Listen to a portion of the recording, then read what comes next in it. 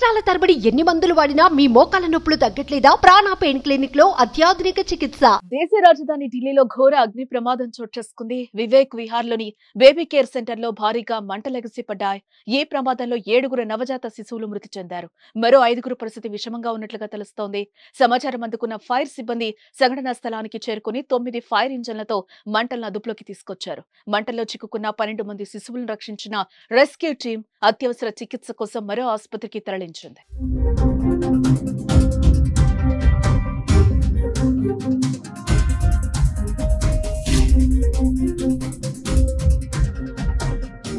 శనివారం రాత్రి 11 గంటల సమయంలో ఈ ప్రమాదం సంభవించింది. ఆసుపత్రిలో ఉన్న ఆక్సిజన్ సిలిండర్ పేరడం వల్లే ప్రమాదం జరిగినట్టుగా తెలుస్తోంది. ఆక్సిజన్ రీఫిల్లింగ్ సమయంలో సిలిండర్ పేలడంతో తర్వాత మరో 3 సిలిండర్లు ఒకదాని తర్వాత మరొకటి పేలాయి. వెంటనే ఆసుపత్రిలో మంటలు చెలరేగాయి. ఈ మంటలు పక్కనే ఉన్న భవనంలోకి కూడా వ్యాపించాయి. వెంటనే 16 అగ్నిమాపక యంత్రాలతో ఘటనా స్థలికి చేరుకుని దాదాపు గంట సేపు శ్రమించి మంటలను అదుపులోకి తీసుకొచ్చారు.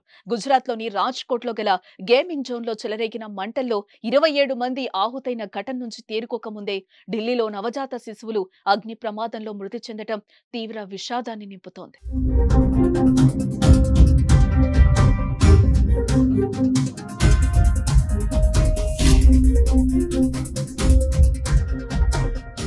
సుమన్ టీవీలో మీ పర్సనల్ అండ్ బిజినెస్ ప్రమోషన్స్ కోసం కింది నెంబర్కి కాంటాక్ట్ చేయండి.